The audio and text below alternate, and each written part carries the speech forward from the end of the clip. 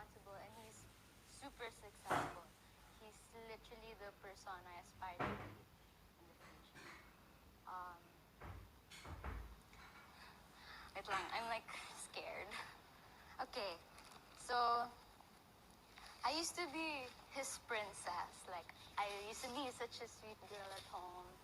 Like, I'd always give them gifts. I'd always like, parang, I'd always make an effort to, during celebrations, like their birthdays, ganon. But then I started to be like a bee. A bee. I'm a bee at home. Like, I'm such a brat. Like, until now, at home. Like, I'm always masungit. I'm always mataray. Like, I barely talk to my parents. Like, we're close as a family. Like, we're super close. Like, we hang out, ganon. We have like moments, pero most of the time, we'd have our own worlds, especially me. Like, I'd always like, exclude myself from them. I'm close with my siblings. I have 3 other siblings. I have an ate, I'm second, I have a little brother, and I have a little sister. What do I say? Okay. Kasi my dad is, di ba, he's smart. Like, he always had awards when he was like in college and high school. And palagi kong naging goal, like, you know, to walk up the stage and have a medal. And I've always aimed to, like, you know, yung, when you, like, my goal is, like, I'd remove my medal and I'd put it on my parents. Ganun, like, ililipat ko sa kanila. And I did. I was aiming to do that in high school. Like, grade 9, I was honors. But then, then I became, like, academically, I'm a good student. But morally, like, I'm horrible. I cut classes, ganon. I literally cut classes. I got suspended when I was in 10th grade. So, yeah. So, because of this attitude of mine, I tend to be so ungrateful sa lahat ng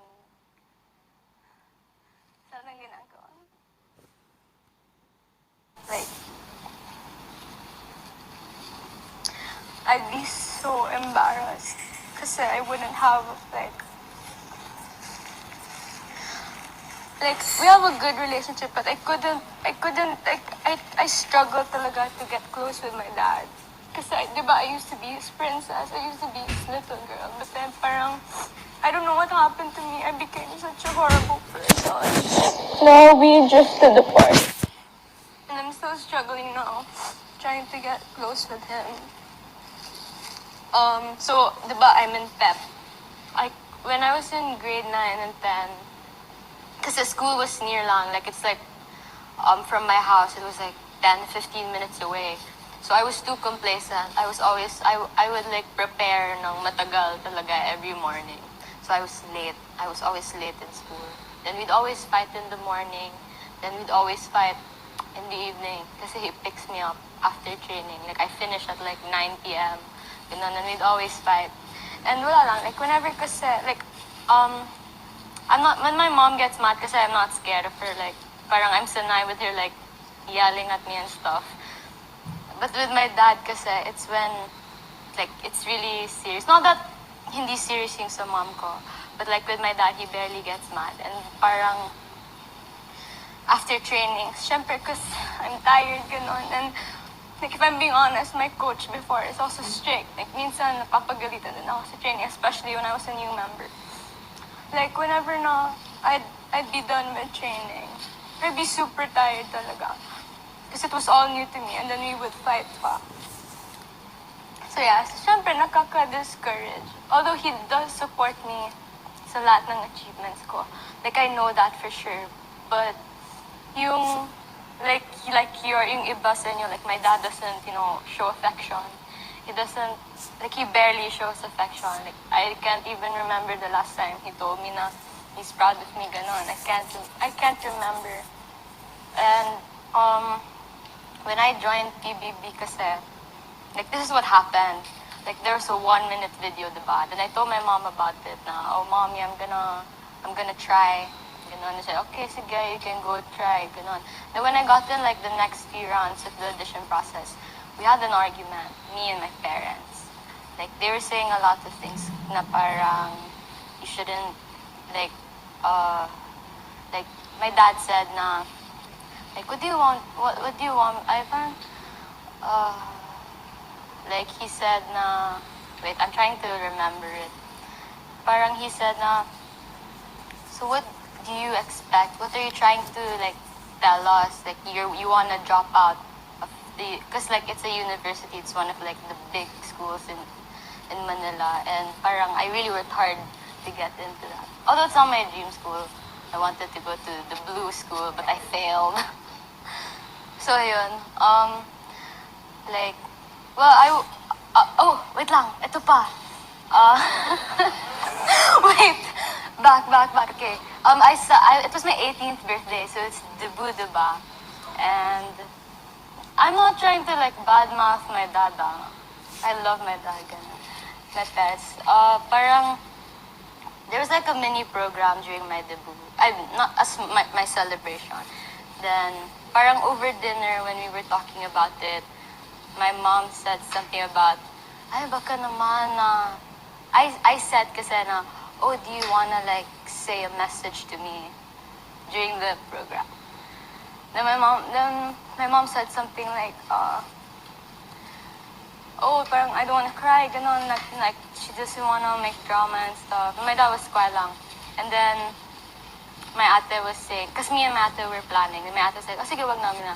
Then, parang I got bad trip, ganon. Then I told my sister na parang, why wouldn't they want to, like, say a message to me, diba? Cause, like, I don't know, since I barely, like, parang I barely hear those, like, sweet words from my parents, since I barely, like, get those things. Like, it was my 18th birthday. It was like, I barely celebrate, ganon, with my friends and families, ganon, blah, blah, blah. And then, my sister was like, oh, we're just gonna surprise them. It's okay, I expected. When my ate, I was celebrating now, this was after dinner, my 18th birthday. Wait, sorry if it's so iba-iba. I'm trying to, like, gather all the, parang, my ate, like, called my parents, ganon, but then, they didn't say a message to me, like, they just thanked the guests, ganon. Like, I don't want to be demanding because they already paid for all the expenses. So I was like, okay, sige, fine. So yeah, I didn't get the message from them. And it was one of the things na I expected to, like, receive since it was my 18th birthday. So yun. Although, right, like, my dad kasi talaga, parang we don't have anything in common. Like, even my mom would say na, whenever my mom would say na, oh, like, she'd say na, okay, like, parang me and my dad are, like, always fighting at home. Like, kunwari, like, parang every little thing I do is, like, a problem to him. I don't know why, but, like, that's why I barely open up to my dad now. Like, kunwari, in the table, like, he'd get mad at me over something so small, like, or if, like, because whenever he'd get mad at me, I just, like, my thoughts would go blank lang. I wouldn't even, I try not to cry. Like, I hate crying in front of my dad. Because I don't want to show na I'm greatly affected by the words. So, yun.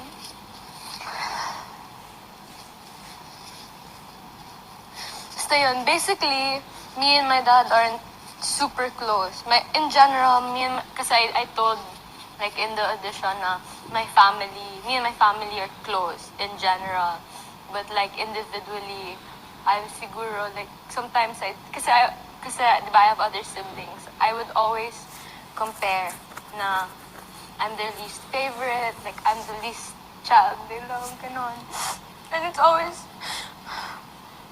always something na, I've always had a problem with that. Kaya I'm an overachiever in school.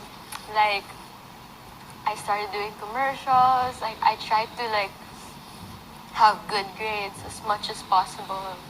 Ganon.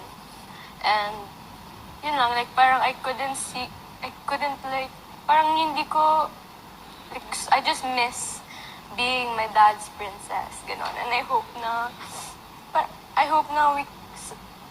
someday, like, if my dad's watching, I hope someday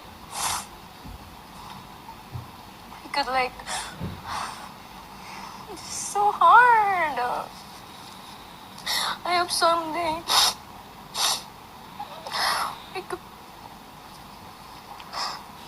could put aside our differences, and I hope na I could finally, like, open up to him.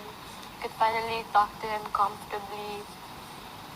Like, I wouldn't feel like I have to force myself in my best behavior. Like, of course, I have to be my best behavior talaga at home. But yung parang napipilitan na ako just so that I wouldn't get scolded, ganon. Because I hate it when he gets mad at me. And yeah. But I love my dad. He's such an amazing person. And siguro it's just how he is as a person. Like, he's not, parang he doesn't show affection and stuff. But yeah, he's a good provider. He's a good dad. He's a good husband to my mom. And I'm super proud of all his achievements.